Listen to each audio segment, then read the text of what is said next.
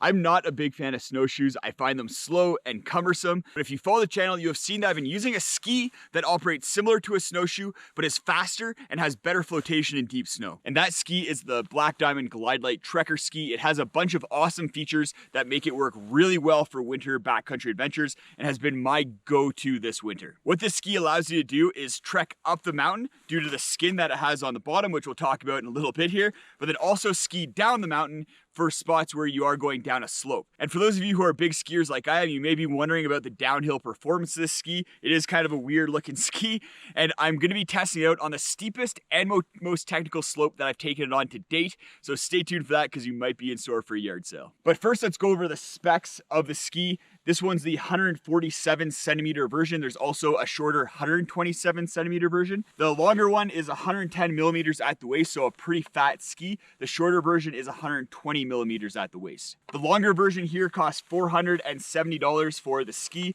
and the binding. You can buy the binding and ski separately, while the shorter version costs $20 less at $450. This longer version weighs 5 pounds, so it's not a super lightweight setup, but is fairly lightweight, especially relative to some really heavy snowshoes, while the smaller version is lighter at 4.5 pounds. One of the truly innovative things about this ski is the binding system that we have here. It'll work with any soft boot, so if you have a winter hiking boot or even a non-winter hiking boot that you want to use, you can put these in these bindings easily, and they'll fit any boot ranging from 24 centimeters to 38 centimeters. An alternative to this setup, in addition to snowshoes, is an alpine touring setup.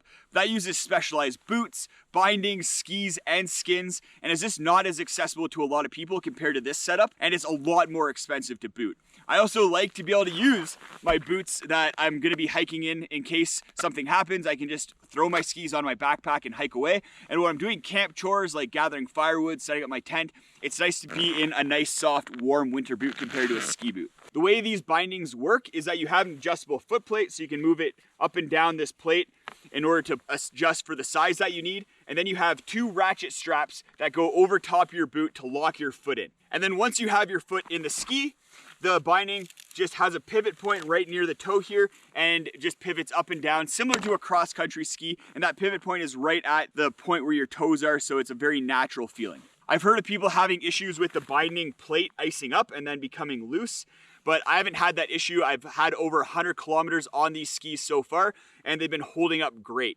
I feel really locked in with this buckle system. It's not gonna feel the same as a ski boot or a ski system, especially if you are using a softer hiking boot, but overall it does feel pretty good. I've been skiing for 30 years, downhill and cross country, so seeing how these skis are actually put together for skiing was something that I was very interested in.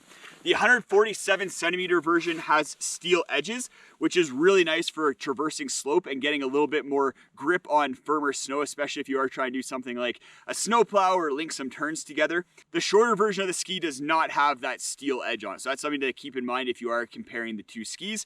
Both of them have a mohair nylon mix skin on the bottom here, so you can see that there's a built-in skin that goes through the middle of the ski. The way skins work is that there's a bunch of little hairs all pointing in one direction.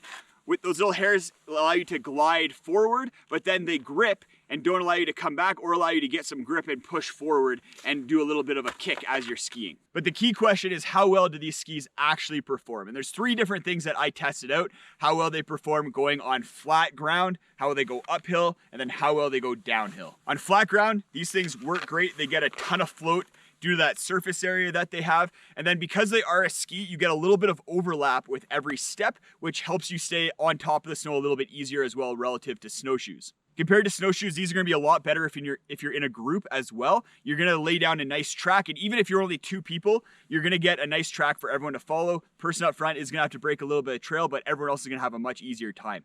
And if you are going on an outback trip or reusing a trail, then these are gonna be awesome for that. If you do have an established trail, they just fly on flat ground. They glide surprisingly well. The skin, it doesn't take up a huge amount of the surface area on the bottom of the ski, so you do get some really nice glide on flat terrain. I can get going up to 4 to 5 kilometers an hour with these, so that's much faster than if I was using snowshoes, around the same speed as if I'm hiking in summer conditions, but not quite as fast as if I'm on cross-country skis, especially if it's a tracked cross-country ski trail. They work surprisingly well going uphill. That mohair nylon blend skin gets really good grip. You may slip a little bit if the slope is super steep or really well packed down, but if you're on a little bit of softer snow or if it's powder, you're gonna get really good grip going up pretty steep slopes. Something that I thought was going to be an issue with this ski is that there's no heel riser. On some snowshoes, you'll have a heel riser, so as you're going up a steeper hill, you can put that up, and then it'll stop the binding from going down too much, and that takes some load off your calves and makes going uphill a little bit easier.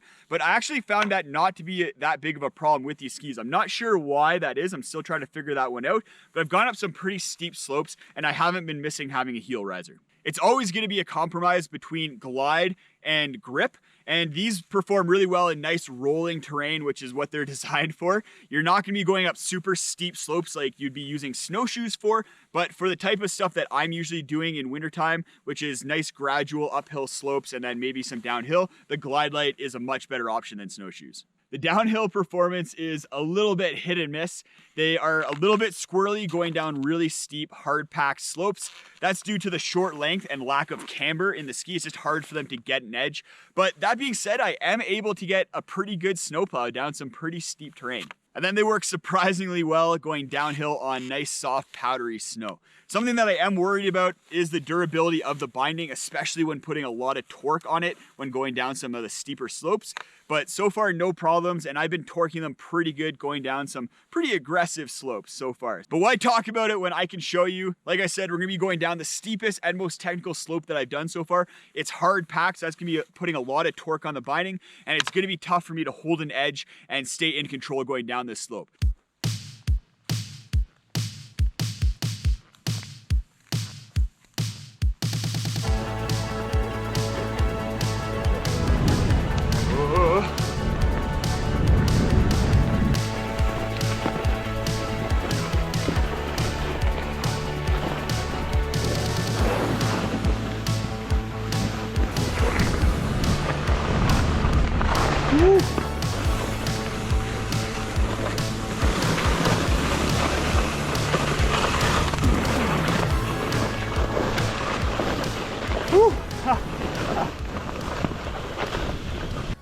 That was challenging. I think I'm starting to get the hang of it though. A lot of it's in the ankles. You just got to really use your ankles to get up on edge. It's a lot more difficult to put the skis on edge than if you're in a stiff-sided ski boot.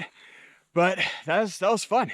Go check out a link to a video post right up in the corner there. It's the very first trip that I took these skis out on. I do bail on that one, and it kind of gives you an idea of what a first time use looks like on these. They're very intuitive, and you can pick them up and just get going right away.